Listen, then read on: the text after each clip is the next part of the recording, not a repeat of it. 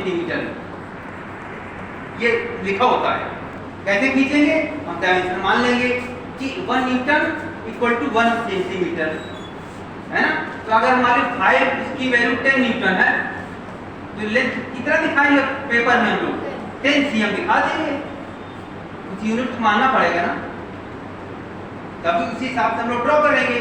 आप देख सकते हो इसका मैग्नीट्यूड इससे ज्यादा, लेंथ से पता चल गया भाई। लेंथ बताता मैग्नीट्यूड और एरो क्या बताता है? इसको कुछ एरो बताता डायरेक्शन। अब जरा मैग्नीट्यूड निकालते कैसे हैं? कोई वेक्टर है तो हम लोग कैसे निकालते हैं मैग्नीट्यूड? सर ने बताया भी होगा आपका। इसे कोई वेक्टर दे 2i - 3j + 5 हमें निकालना है, फाइंड आउट। हमें क्या करना है? हमें a निकालना है। अब देख रहे हैं इसमें हमने एरो बनाया और इसमें एरो नहीं बना। देखिए दोनों डिफरेंस देखिए आप। वेक्टर में जैसे f लिखेंगे, ये फोर्स है, फोर्स को ऐसे लिखा जाएगा। और m माने मास, मास को कैसे लिखेंगे? ऐसे लिखा जाएगा। लिखने में तरीका डिफरेंस देखो आप। वेक्टर में हमेशा ऊपर एरो बनाते हैं ऐसे। ये वेक्टर का सिंबल है कि दिखाता है कि ये वेक्टर क्वांटिटी है। इसमें जब ऊपर एरो नहीं बना, इसका मतलब ये स्केलर क्वांटिटी है। इसका यह मतलब नहीं कि डायरेक्शन इसकी यही होगी, बस ये कि वेक्टर है, इसकी कुछ डायरेक्शन होगी। इसमें देखो एरो नहीं बना तो मास है, स्केलर होता है। क्या मास हमें लिख दिया, this is nothing but mass. F क्या है? फोर्स। पक्का फोर्स जो वेक्टर क्वांटिटी है। तो आप देखो मेथड लिखने में डिफरेंस है। लिखने का तरीका देखिए आप। लिखने में एरो बनाया, एक एरो नहीं बनाया हमने। अब ये क्या है? वेक्टर। अब कह रहे हैं फाइंड आउट a। क्या, a को क्या कहते हैं? a को ऐसे भी लिखा जाता है, ऐसे दो सिंबल हैं। ये क्या है? ये मैग्नीट्यूड है किसका? वेक्टर a का। मैग्नीट्यूड को हिंदी में परिमाण बोलते हैं। हिंदी मीडियम वाले दोनों जानना जरूरी है। मैग्नीट्यूड ऑफ वेक्टर a, ये इसका ये मतलब। हमें इसका मैग्नीट्यूड निकालना है। मैग्नीट्यूड निकालना आप जानते हो ना, दिखाया गया। बताइए तो मैग्नीट्यूड कितना निकलेगा? जैसे हम लोग करें इस क्वेश्चन में, ये हमारा क्वेश्चन है, मैग्नीट्यूड a की वैल्यू कैसे निकालते हैं? निकाले a का वैल्यू कितनी निकलेगी आप? हाँ तो देखिए इसमें स्क्वायर रूट करके लेते हैं i का कोएफिशिएंट का स्क्वायर। अब देखिए इसमें जो माइनस है, माइनस टेंशन ना करो आप कहते प्लस ही लो। क्यों? क्योंकि -2 का स्क्वायर भी 4 होता है और 2 का स्क्वायर भी 4 होता है। तो माइनस कंफ्यूजन ना करो आप, कहते मैग्नीट्यूड का ले लो आप, है ना। ये टेंशन ना पालो, ये धोखे में कहीं माइनस ना हो जाए। ये ऐसे रखो आप। आपको माइनस लेंगे तो माइनस भी ले सकते हो, कोई दिक्कत नहीं, रिजल्ट वही आएगा। ठीक है ना। तो आप आ जाए 37 ना, अच्छा 38, ठीक 38 हो जाएगा। तो ऐसे मैग्नीट्यूड निकाला। हाँ अब इसी क्वेश्चन में आगे एक बात तो मैग्नीट्यूड निकाला हो गया। इसी में कह दे a कैप निकालिए। a कैप निकालिए, कैसे निकलेगा? a कैप कैसे निकालते हैं? मेथड पता होगा आपको।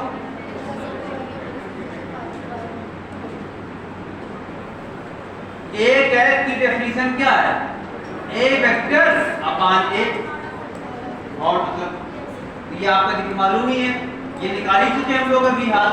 -3j + 5 के स्क्वायर रूट 38, ये एक कैप हो गया। ये बात हो गई आपकी कैप निकालना। मैग्नीट्यूड निकालना आना चाहिए तब कैप निकल पाएगा। अब एक चीजें जुड़ी है, कनेक्टेड मैटर है। ठीक है, आप देखिए अब एडिशन, दो वेक्टर जोड़ते कैसे हैं, घटाते कैसे हैं, अगर वेक्टर फॉर्म में दे रखा हो और बाद में फिगर वाले हम करेंगे। पहले तो एडिशन ऑफ टू वेक्टर्स, पहले एडिशन की बात करें कैसे हम लोग क्वेश्चन दे देते हैं आपको। ये सब क्वेश्चन एग्जाम में काम आपके काम आएंगे, ठीक है। आगे चलिए, ठीक। ये अब दो वेक्टर्स दे रखे हैं, हम दे देते हैं।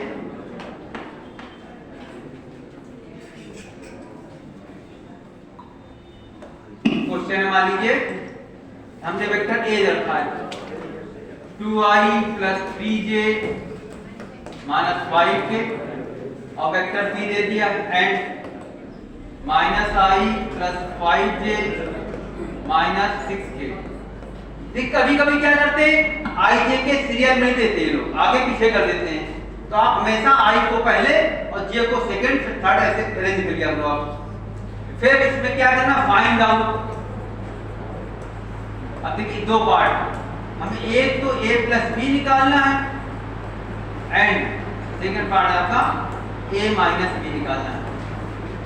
ये निकालिए क्या है, ये क्वेश्चन हमारा पास। ये कहां से एडिशन सब्ट्रैक्शन आ जाएगा, निकालिए जरा a + b कैसे होगा, a - b वैल्यू कैसे आएगी।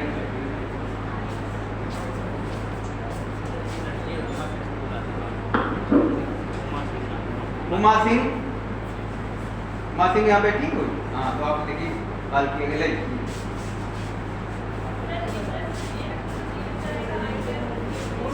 काम सिंपल है। देखिए a + b ऐसे देखिए, ध्यान रखिए हमेशा i के नीचे i का कोएफिशिएंट लिखना चाहिए, i के नीचे j के नीचे और k के नीचे, ताकि उल्टा पुल्टा हो तो आगे पीछे उसको सही करना, सेटिंग करनी चाहिए आपको ना।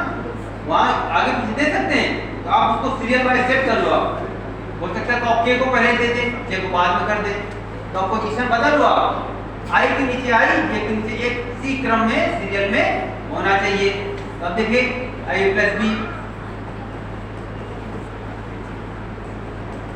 ये आएगा i, और ये सब चीज देखिए, जैसे कई लोग ये नहीं जानते हैं +2 - 3 की वैल्यू क्या होगी। कई लोग यहाँ बैठे हैं, उन्हें लोग जल्दी से इसका रिजल्ट नहीं बता पाएंगे। क्या इसका रिजल्ट होगा, +1 होगा कि -1 होगा कि -2 होगा, +2 होगा। देखिए अगर कंफर्म नहीं है तो सीख लें, कोई सीखना तो खराब चीज नहीं है।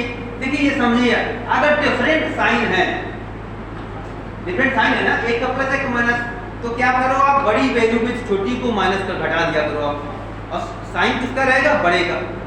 तो देखिए आप 3 वैल्यू बड़ी है कि नहीं, 2 में से 3 में 2 को माइनस किया 1, साइन किसका रहेगा, बड़ी नंबर का ना, माइनस बड़ी है, माइनस आंसर आ जाएगा। ना बात छोटी है लेकिन नहीं आता, सीखना पड़ेगा।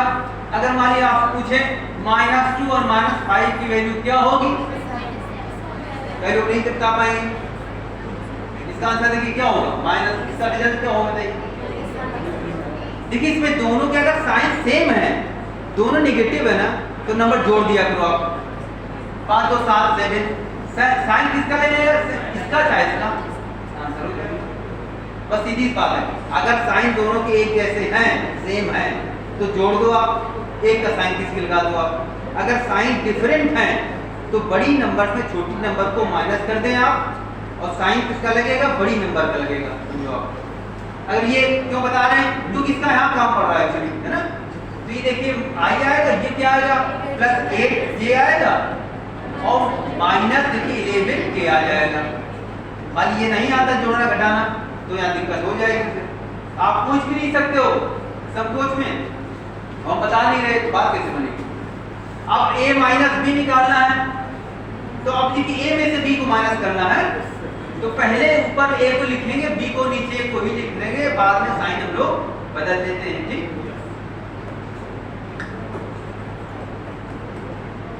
2i + 3j। देखिए a - b निकालना अलग चीज है और b - निकालना अलग चीज है, आप समझ रहे हो, ये एक बात नहीं कर। तो a - b करना है तो b को नीचे ही लिखना चाहिए ऑलवेज, -i + 5j और -6k। अब नीचे वाले के साइन हम लोग बदल दें, ये भाई a माइनस बी निकालना है ना।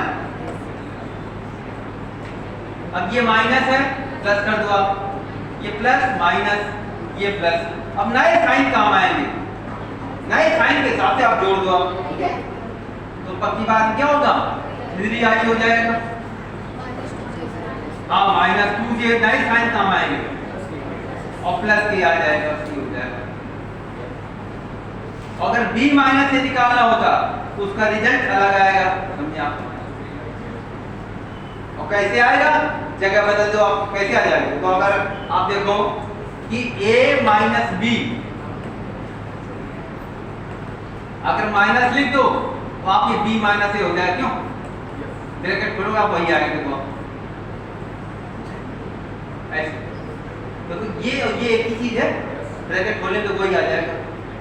साइन बदल दो आप, b माइनस से क्या साइन बदल दो आप, हम बिना सॉल्व किए माइनस 3i और प्लस 2j और माइनस के, इसका आंसर होगा। क्यों, क्योंकि a वेक्टर जो होता है इसको हम ये भी कह सकते हैं माइनस और माइनस ए वेक्टर, ऐसे समझो। तो हम a माइनस बी अगर पता है तो b माइनस से क्या होगा, इसका साइन पलट दे, b माइनस आ जाएगा।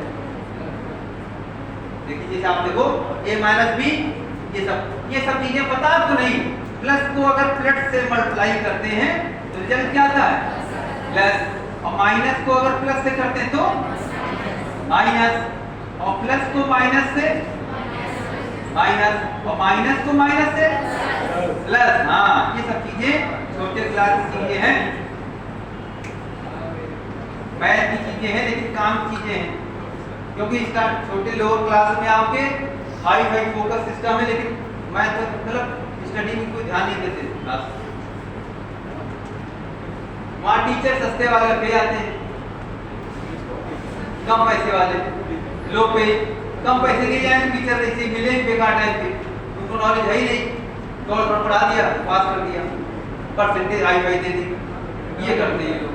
फोकस भी हो गया, स्कूल का नाम भी हो गया, रिजल्ट अच्छे आ गए, बेस क्लियर नहीं, दिक्कत होती बाद में। इसीलिए तो आपको सब यहाँ हम जानते हैं बच्चों को क्वेश्चन वीक है, इसलिए हम बताते नहीं, अदरवाइज ये सब छोटी छोटी चीजें हम क्यों बताएं, हमें मालूम है कि आपको क्लियर नहीं है सब चीजें, और ना क्लियर होने से फिर यहाँ डिफिकल्टी दूसरी जगह आएगी, आप पूछ नहीं सकते हो क्लियर भी नहीं। आप देखिए ये तो एडिशन सब्सट्रैक्शन हो गया, अगर आई के फॉर्म में वेक्टर दिए रखे तो, और अगर वैसे दे रखा है मैग्नीट्यूड एंगल दिया है तब कैसे करोगे आप, इन दो वेक्टरों के रिजल्टेंट आप पढ़ा सकते हैं ना sir, resultant of two vector. तो रिजल्टेंट अगर दो वेक्टर रिजल्टेंट निकालना है तो फार्मूला आपको पता है ना, रिजल्टेंट फार्मूला क्या होता है, ये सब बताया क्या होगा, a square plus b square 2ab cos theta.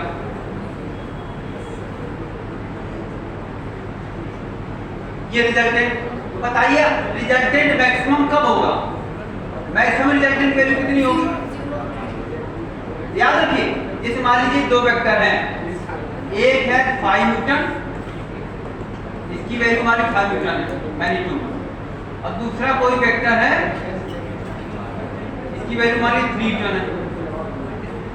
Please ये वेक्टर अगर 5 न्यूटन है तो रिजल्टेंट मैक्सिमम कब होगा, याद रखिए वो a प्लस बी के बराबर होता है।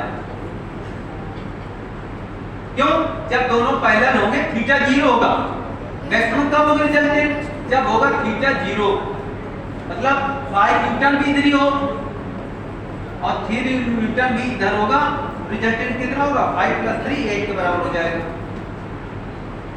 ये पता होना चाहिए, रिजल्टेंट मैक्सिमम कितना होगा a प्लस बी, और रिजल्टेंट मिनिमम कितना होगा a माइनस बी, अगर हम लोग a को b से बड़ा मानते हैं तो। ओके,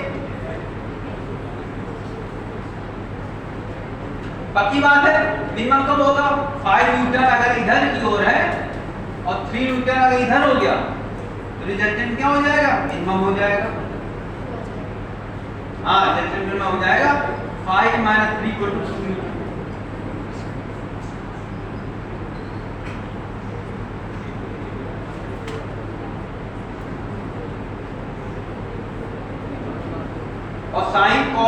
वैल्यू पहले साइन कॉस की वैल्यू 0 से 90 तक याद होनी चाहिए आपको।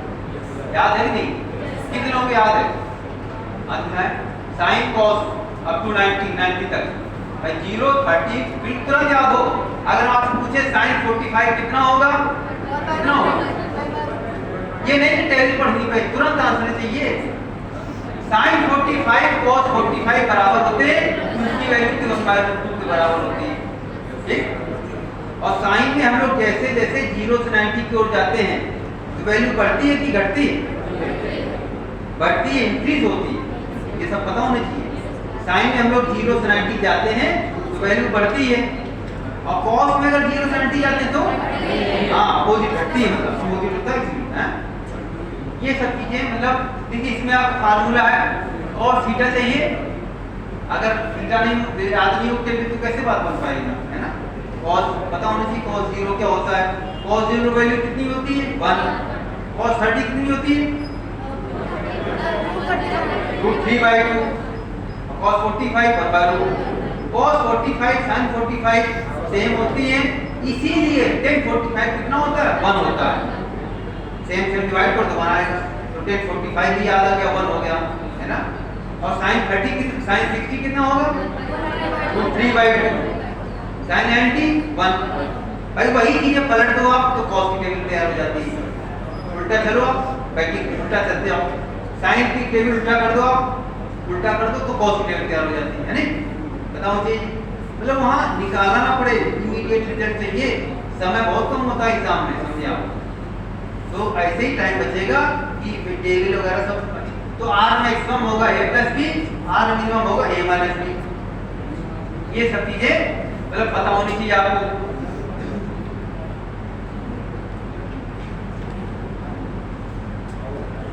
अगर मान लीजिए फोर्स F1 है, दूसरा फोर्स अगर F2 है, 90 डिग्री एंगल है मान लीजिए, तो रिजल्टेंट कितना होगा, एंगल कितना 90, रिजल्टेंट की वैल्यू कितनी होगी, हाँ देखिए cos 90 कितना होता है 0, सब चीजें पता होनी, cos 90 होगा 0, तो रिजल्टेंट की वैल्यू होगी स्क्वायर रूट, बाकी कैंसिल हो जाएगा 0 हो जाएगा, f1 square plus f2 square हो जाएगा।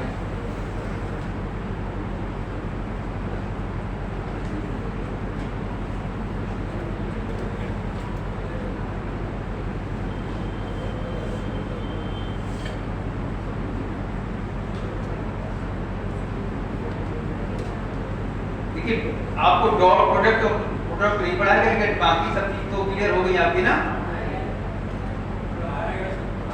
क्रॉस प्रोडक्ट अभी नहीं हुआ ना, डॉट प्रोडक्ट क्रॉस नहीं हुआ आपके उसमें, बाकी सब हो गया ना वेक्टर फॉर्म में।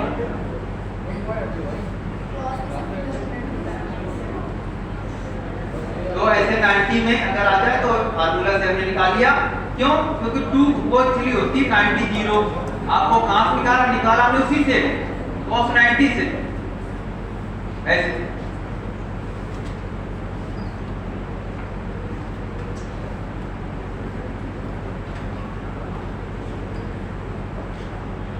अब ये दो वेक्टर रिजल्टेंट की बात होती है, तो मान लीजिए एक ये है, एक आपको हाँ जिस 3 वेक्टर दे रखे, एक वेक्टर जिसका मैग्नीट्यूड 3 न्यूटन है, दूसरा वेक्टर का मैग्नीट्यूड है मान लीजिए 4 न्यूटन, और एक वेक्टर c है, ये मान लीजिए 5 न्यूटन, और ये दे रखा है कि a plus b equal to c vector दे रखा है, ये दिया है। तो फाइंड आउट क्या करना है, फाइंड आउट एंगल इसके बीच बिटवीन a एंड b के बीच एंगल निकालना है, एंगल क्या होगा ये करना है। ये आपको क्वेश्चन हो गया, ये भी रिजल्टेंट का ही क्वेश्चन है।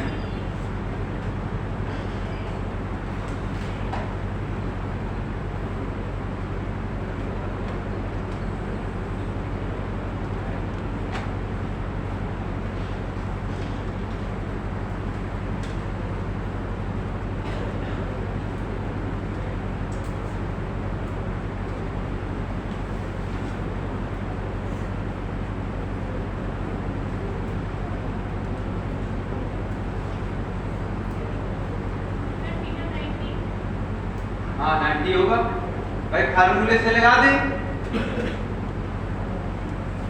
राइट, लिख लें पहले।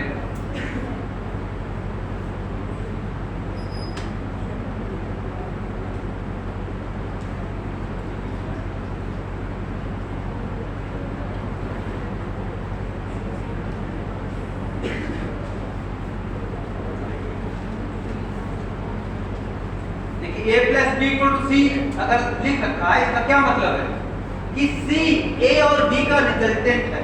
रिजल्टेंट माने जोड़ना, जोड़ना का होता है, रिजल्टेंट एक ही चीज है। दो वेक्टर को रिजल्टेंट माने दो वेक्टरों का एडिशन, जोड़ना, जोड़ दो रिजल्टेंट दे देता है।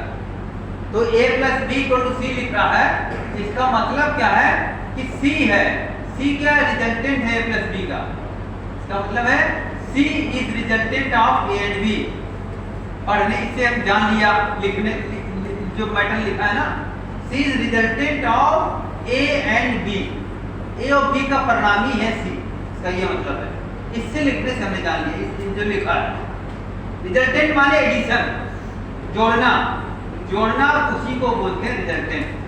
हिंदी में आप समझो, जोड़ना माने रिजल्टेंट। आप तो रिजल्टेंट क्या चीज होती है, जोड़ने पे जो रिजल्ट आया वो रिजल्टेंट हो गया, रिजल्ट से रिजल्टेंट बन गया। जो जोड़ते हैं दो वेक्टरों को, उसका जो रिजल्ट आता है वही रिजल्टेंट कहलाता है। तो ए और बी को जोड़ करके जो रिजल्ट आया वो सी हो गया, प्लस सी क्या है, रिजल्टेंट है। अब फार्मूला लगा दो आप लोग, रिजल्टेंट फार्मूला जो हमने बनाया था, बताया था, वही फार्मूला लग जाएगा।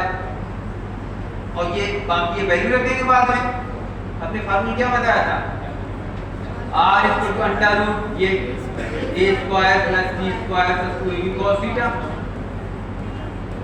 इसी में आकर वैल्यू रख देंगे हम लोग। r क्या है, c, यही चीज c है। आप समझो क्या हो गया, ये अगर स्क्वायर कर दे तो इसको स्क्वायर की मुसीबत हम हटा सकते हैं, स्क्वायर कर देंगे दोनों साइड का, इसी को हम ये लिख सकते हैं c स्क्वायर। c क्या है, c 5 है, तो 5 का square equal to 3 square plus 4 square plus 2 into 3 into 4 into cos theta. आप देखो कॉस थीटा 0 आ जाएगा, मतलब थीटा 90 डिग्री है। टेबल आपको पता है तो थीटा 90 होता है, ये निकालना था हमें। इसका फिगर बनाए, फिगर कैसा बना सकते हो आप, फिगर कैसा बनेगा इसका, अगर आप फिगर बनाना चाहते हैं, डायग्राम बनाना चाहते हैं, तो डायग्राम इसका कैसे बनेगा, फिगर भी पता होना चाहिए। कई क्वेश्चन फिगर से हो जाते हैं। तो फिगर देखिए इसका ही आएगा, यदि हमने रिजल्टेंट वाले में वैल्यू रख के चले गए, इससे थीटा आ गया अपने आप, ऐसे निकालते हैं।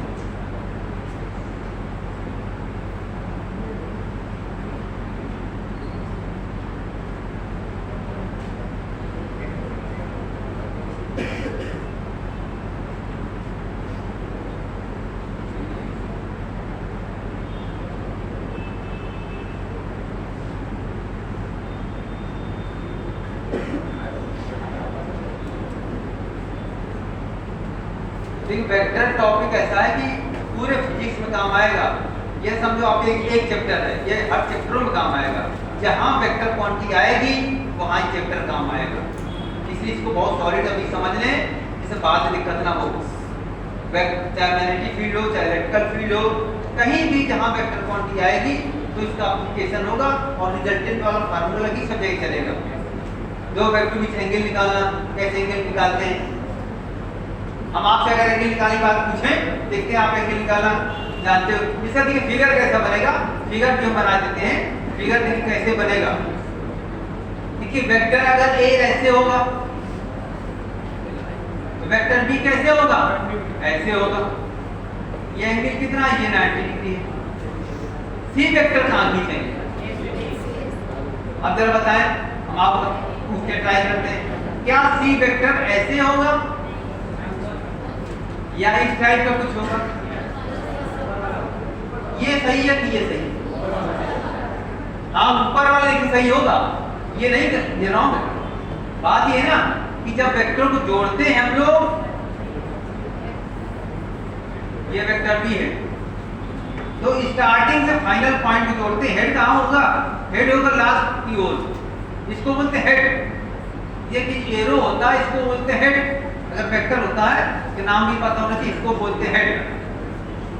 तो इसको टेल, टेल माने पूंछ, टेल, इसको हेड बोलते हैं। तो रिजल्टेंट आपका सी वेक्टर ऐसे होगा, ऐसे, मतलब ये नहीं होगा, ये वाला फिगर सही है। एंगल है क्या 90 डिग्री। अब वाली कई वेक्टर हम का रिजल्टेंट आप निकाला हो, ये तो 2 वेक्टर थे, आपने आराम बता दिया। फिर हम और पूछते हैं कि कई वेक्टर अगर हैं तो रिजल्टेंट कैसे निकालते हैं। तो इसका फिगर बना, इसका रिजल्ट ये होगा, वो आप जानते हैं पाइथागोरस से 3 स्क्वायर प्लस 4 स्क्वायर, ये 4 है, इसकी वैल्यू होगी 5। पाइथागोरस से भी आप देखो करेक्ट है।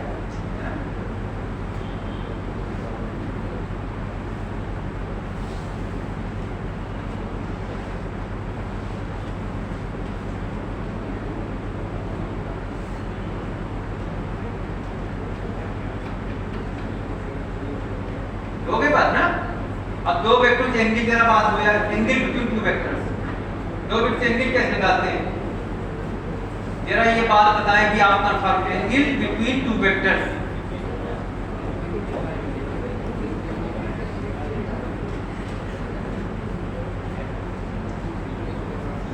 वेक्टर अगर ए हमारी इतना, एक वेक्टर बी ऐसे है,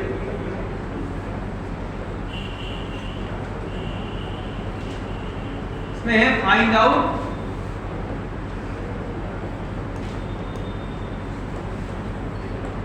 एंगल बिटवीन, सोचिए जरा क्या आंसर होगा, angle between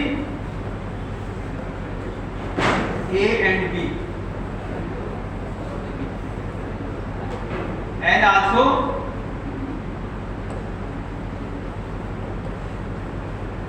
find out resultant of both men, resultant of A and B। Magnitude हम अभी दे रहे हैं, ये वैल्यू मान इसकी 10 वैल्यू है, ये वैल्यू मान इसकी भी 10। यदि ये क्वेश्चन करें कैसे होगा,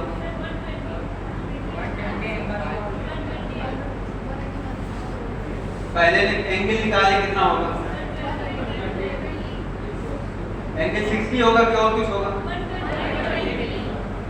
हाँ देखिए एंगल में होता है हेड और हेड के बीच एंगल देखो आप, चाहे टेल एंड टेल के बीच एंगल देखो आप, ये रूल। कई लोग जल्दबाजी में कहते हैं 60 होगा, तो नहीं होगा, देखिए इसका हेड यहाँ पर है, टेल यहाँ पे है, इसका हेड यहाँ पे है और टेल यहाँ पे है। यहाँ पे क्या है, एक का हेड दूसरे के टेल से मैच कर रहा है, मीट कर रहा है, मिल रहा है। हेड को टेल से नहीं, हमको या तो हेड को हेड से मिलाना या टेल को टेल से मिलाना। तो हम क्या करेंगे, अगर कुछ कभी ये गड़बड़ी है उसको इधर उधर खिसका दें, मान लीजिए इसको हम आगे बढ़ा दें, ऐसे आगे बढ़ा दें तो हेड हमारा यहाँ पे आ जाएगा।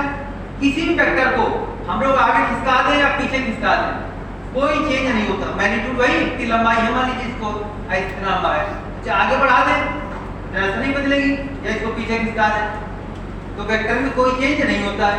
तो आगे बढ़ा दिया, फायदा क्या होगा, हेड यहाँ पे आ गया और टेल हमारी यहाँ पे आ गई।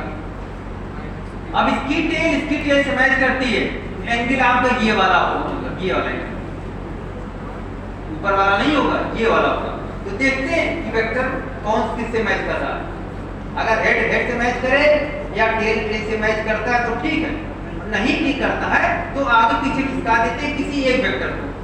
दोनों ने खिसकाया है, हमने इसको टच नहीं किया, हमने केवल इसको टच किया, इसको हम आगे खिसका देते या पीछे से भी बात बन जाती, पीछे खिसका सकते तो भी काम बन जाता। एक को खिसका दो, 2 वेक्टरों में किसी एक वेक्टर को आप आगे पीछे खिसका दो। आप हमने इसको क्या किया, इसको आगे खिसका दिया, ये तो पूरा वेक्टर आगे चला गया ऐसे ऐसे, हेड यहाँ गया और टेल यहाँ आ गया। अब इसकी टेल से मैच करती है, तो टेल के बीच एंगल ये वाला होगा, टोटल 180 होता है। अगर ये एंगल थीटा है तो थीटा प्लस 60 ये 180 डिग्री हो गया, तो थीटा एंगल 120 डिग्री होगा हमारा। तो ये एंगल, ये जो थीटा होता है रिजल्टेंट वही एंगल होता है। अब इसके बाद रिजल्टेंट निकाल सकते हो आप लोग। रिजल्टेंट निकाल कर आएगा, हाँ रिजल्टेंट निकल आएगा आराम से। क्या है रिजल्टेंट? फार्मूला पर रखना और क्या करना है, हाँ cos 180 डिग्री 120 डिग्री वैल्यू नहीं निकाल पाएंगे, है ना। वैसे आगे बढ़ाते जाओ, पीछे कर माइनस लगाते जाओ cos में, ये होता फंडा। cos में 90 के आगे बढ़ते जाओ पलटते जाओ। ये सब चीजें मतलब छोटी छोटी चीजें काम की चीजें हैं। 0 30 और 45 इस टाइप होता है। और वैसे तो मालूम है तो ठीक है, नहीं मालूम तो फिर मुसीबत बन जाती है। 120 135 और 150 और 180 इस टाइप से, है ना। तो देखिए 0 1 और √3/2 ये cos की बात हो रही है ना। 1 और 1/2 और 0 और आगे चलेंगे इधर तो इधर बैटिंग मारते जाएंगे। -1/2 -1 -√3/2 एंड -1 ऐसे होता है। अरे वो ध्यान देती आपने 1/2, हाँ यहाँ भी -1/2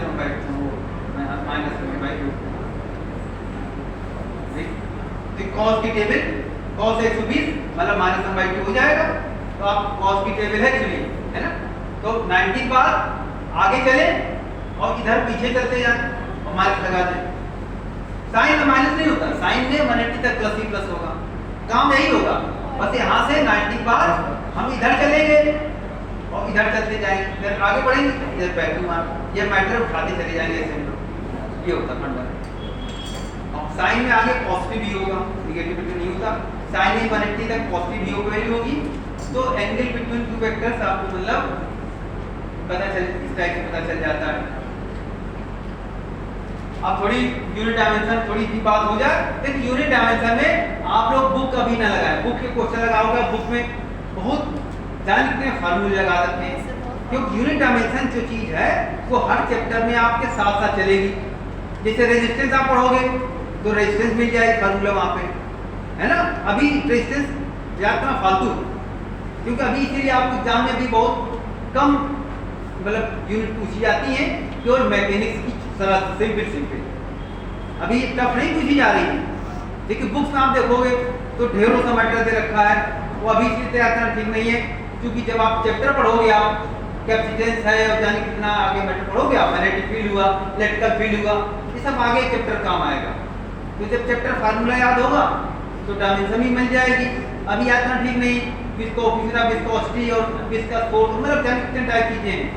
तो अभी इसलिए आप केवल मैग्नेटिक की सिंपल अभी चीज तैयार करो। आप एग्जाम अभी सिंपल ही दिया जा रहा है इसलिए, क्योंकि अभी वो काम का नहीं है मैटर, वो बाद में आप सीखने को मिलेगा अपने आप, है ना। चैप्टर पढ़ोगे, अब ओम से है V बराबर IR, अभी आप याद करोगे मुसीबत है ना। अभी कहोगे आप V बराबर IR दे दिया आपसे, अब R की डायमेंशन क्या होगी, उसके लिए V की पता होनी चाहिए। और V को कैसे पता चलेगी, उसको फिर करेक्ट करना पड़ेगा। और V बराबर फार्मूला इलेक्ट्रोड पढ़ोगे, V बराबर होता है W/Q होता है, आगे चल के इलेक्ट्रोस्टैटिक्स में पढ़ाया जाता है सभी। तो अभी आपको इसलिए बेसिक करो, केवल acceleration, force, work, power energy मतलब power energy, linear momentum, angular momentum. हाँ मोमेंटम एक दो चीजें बता दें जो आपको अभी हाल काम आ जाएगी। मोमेंट ऑफ इनर्शिया समझ लें, ये आप समझ लें। मोमेंट ऑफ थोड़ी थोड़ी चीजें अभी सिखाई गई आपको। इसका जो काम चीज हो, इसका सिंबल आई लिखते हैं कई लोग, ये होता है mr²। m क्या होता है, मास।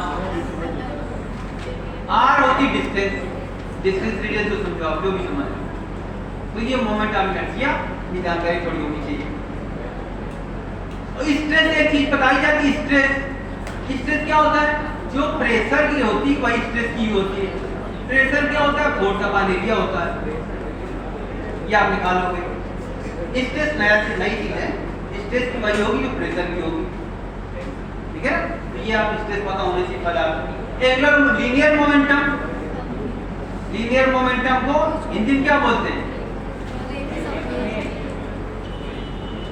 रेखीय संवेग। देखिए मोमेंटम भी अकेले कभी केवल मोमेंटम कहते हैं, वो रेखी संवेग है। इसकी तो पता ही होगी आपको, भाई एमवी से पता है, एमवी से निकाल लो क्या। और एंगुलर मोमेंटम ये भी समझ लें हाल के लिए, ये याद रखो, ये होता है, इसको कोणीय संवेग बोलते हैं। ये याद रखो एमवी आर होती है बस, और जो आर और डिस्टेंस, आर क्या डिस्टेंस, आर क्या है डिस्टेंस। तो इससे आपको लीनियर एंगुलर मोमेंटम की भी पता चल जाएगी। तो ये सारा सब चीजें पता होनी चलो आपको, है ना। लीनियर मोमेंटम मतलब स्ट्रेस पता है, प्रेशर बता दिया, वर्क पता ही आपको, पावर भी पता है ना भाई, पावर का वर्क अपॉन टाइम होता है, पावर पता चल जाएगी।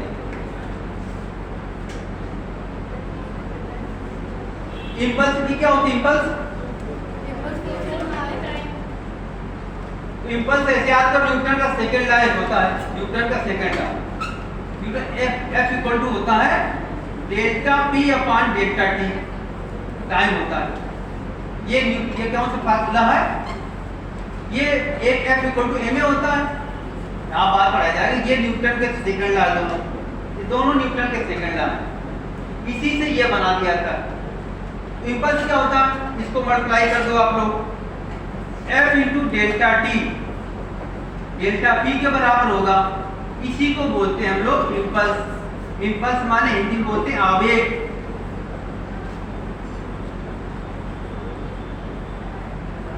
एक संवेग, एक होता आवेग। आवेग की क्या डायमेंशन होगी, जो P की होगी, डेल्टा P और P एक ही बात होगी, जो P की होगी वही इंपल्स की होगी।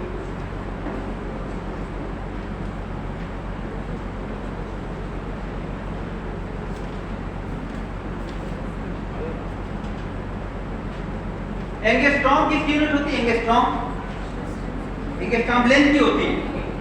एंगस्ट्रॉम आपने देखा होगा, एंगस्ट्रॉम की जैसे मॉलिक्यूल के बीच की डिस्टेंस है 10 एंगस्ट्रॉम, ऐसे लिखते हैं, ऐसे। इसको क्या कहते हैं, इसी को एंगस्ट्रॉम कहते हैं। एक एंगस्ट्रॉम होता क्या पता भी नहीं चाहिए, आगे काम आएगा, 10⁻⁻10 मीटर के बराबर होता है, ये पता होना चाहिए, बहुत ज्यादा एंगस्ट्रॉम काम आता है। वेवलेंथ में हमेशा एंगस्ट्रॉम, वेवलेंथ छोटी छोटी डायमेंशन है, वेव की लेंथ है, वेवलेंथ हमेशा एंगस्ट्रॉम में ही लिखते हैं सब, ये इसमें काम आता है सब, वेवलेंथ वगैरह में एंगस्ट्रॉम याद रखें। एक होता नैनोमीटर होता है, ये भी काम आता है। एक नैनोमीटर क्या होगा, 10⁻⁹ मीटर होगा। अगर केवल नैनो कहा जाए तो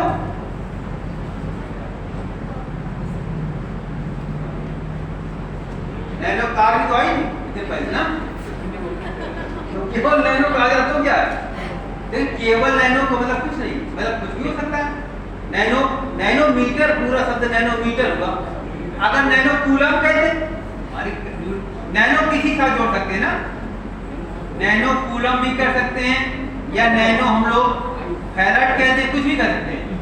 अगर अकेले नैनो कहते हैं तो इसका पक्का नहीं क्या होगा, तो सोचो नैनोमीटर तो कोई बात हुई, नैनो किसी के साथ जोड़ सकते हैं, नैनो फैराड कहते हैं, नैनो कूलम कहते हैं, या नैनो शब्द मतलब नैनो मतलब 10⁻⁹। अकेले नैनो कहा जाए तो ये लेंथ नहीं होगी, नैनोमीटर तो लेंथ हो गई, एंगस्ट्रॉम तो लेंथ है, लेकिन नैनो लेंथ नहीं होगी। नैनो मतलब डाउट है, कुछ भी हो सकता है नैनो, है ना। तो अब ये आप लोग जानते हो लाइट ईयर क्या होता है भाई, जो लाइट एक साथ एक ईयर में जो डिस्टेंस चलती है उसको लाइट ईयर बोलते हैं।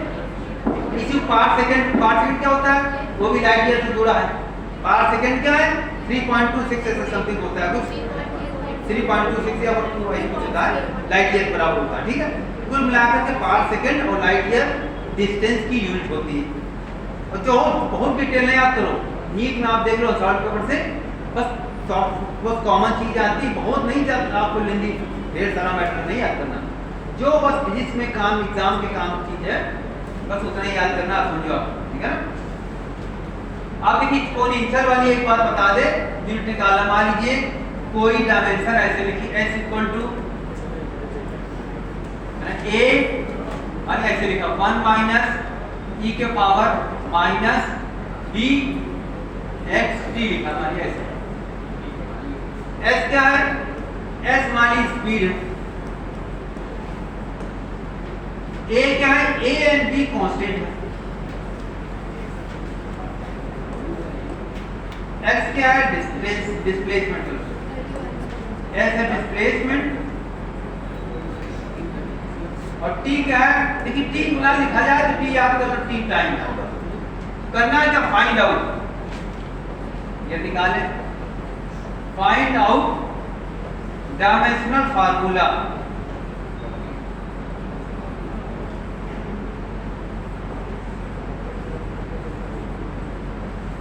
Of a and b। a and b की डायमेंशन फार्मूला क्या होगा, निकालो जरा क्वेश्चन, आप तरह कर सकते हो पहले से ही। डायमेंशन काफी दिन से पढ़ते आपको हो गया, जरा साथ निकालें डायमेंशन फार्मूला क्या होगा। डायमेंशन फार्मूला ना भाई एमएनटी वाला क्या होगा, a का क्या होगा और b का क्या होगा। हाँ तो देखिए इसको ब्रैकेट खोलो, अगर डाउट लग रहा है तो ब्रैकेट खोलो ना, a माइनस a e के पावर माइनस bxt, ठीक है ना। तो a का क्या होगा, जो s का होगा। मैंने बताया था एक दिन पहले आपको, अगर मास में हम लोग मास में अगर मास को घटाते हैं तो रिजल्ट क्या होता है, रिजल्ट मास के बराबर होता है। तो जो इसकी होगी वही इसकी होगी, और वही इसकी होगी, इसकी क्या होगी, ये डायमेंशनलेस होगी। e के पावर में कुछ हो वो सब डायमेंशनलेस होता है। a की क्या हो गई, जो s की हो गई, a की क्या हो गई, s की, s माने स्पीड, s की माइनस 1 हो गई। अब ये डायमेंशनलेस होगा bxt, bxt क्या हो, डायमेंशनलेस माने हमने इसको ले लिया 1, डायमेंशनलेस माने 1 लिखना आसान रहता है। तो b की क्या हो गई, उल्टा, b equal to 1 upon xt, 1 upon l, और t l माइनस 1 और t माइनस 1 हो।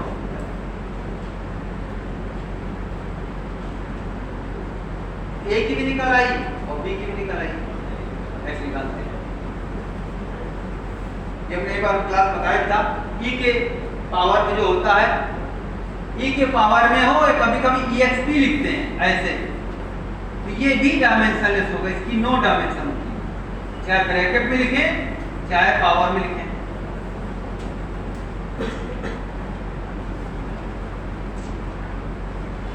ठीक है,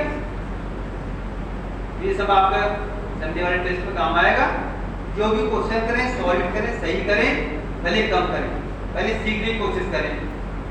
जल्दबाजी में हड़बड़ में मतलब ये भी गलत करके वो भी गलत करके, कुछ समझ नहीं आया क्या आता था क्या नहीं आता था, और पहले तरीका सीखें एग्जाम देने का तरीका, कैसे हमें जो नॉलेज है वो सॉलिड तैयार हो, और कैसे वहाँ अप्लाई करना है, इस्तेमाल कैसे करना, धीरे धीरे सीखिए, मिस्टेक ना हो। क्वेश्चन पढ़ें, ध्यान से पढ़ें, कैसे क्वेश्चन पढ़ना चाहिए, क्या दिया है क्या नहीं दिया, क्या निकालना है, ये सब क्वेश्चन यहाँ पढ़ते हैं। आपको तरीका बताएंगे और क्लासेस में कि क्या कैसे क्वेश्चन पढ़ना चाहिए। तो अपने मीडिया में पढ़ें, लेकिन वहाँ पेपर दोनों में आता है, हिंदी इंग्लिश। कई लोगों को दोनों नहीं, थोड़ा ये मालूम थोड़ा वो मालूम, तो मिला के काम चलाएं।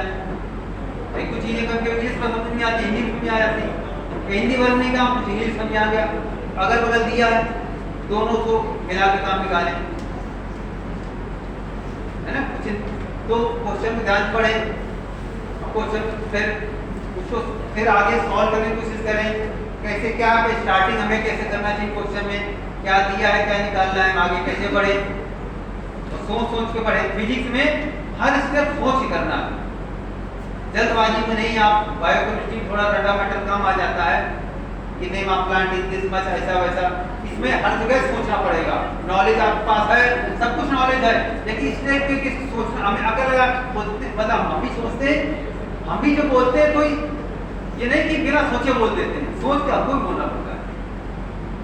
और वहाँ क्वेश्चन आप डिट्टो ही नहीं आएंगे, आएंगे उसी टाइप का, एक सोचना पड़ेगा आपको हर जगह, ये कहाँ से आया, इसके बाद क्या करना है क्या नहीं करना है। जैसे क्वेश्चन यही था, एक सिंपल था, हमने ब्रैकेट खोल लिया, अभी देखिए कठिन लग रहा था, पहले टफ लग रहा था, समझ नहीं आ रहा कौन कहाँ क्या करें, हमने ब्रैकेट खोल लिया, अब आसान लगने लगा।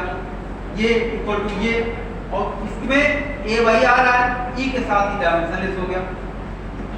जैसे ब्रैकेट अभी स्टार्ट स्टेप होते हैं, ठीक है। अब आपकी क्लास और हो गई, टाइम हो गया है ना। इस टाइप से आप क्वेश्चन करें, जो भी कायदे समझे, और जो डाउट है आप पूछ सकते हैं क्लास के पहले बाद, जो भी जो चीज़ नहीं आती, लेकिन कोशिश करें क्लास में अधिकतर तो सीख जाएंगे, वो मैटर घर में नहीं कर पाएंगे। जो यहाँ क्लास में होगा वो सबसे अच्छा मेथड होता है यही फिनिश करने का। ओके, सी यू बच्चों, see you in the next class.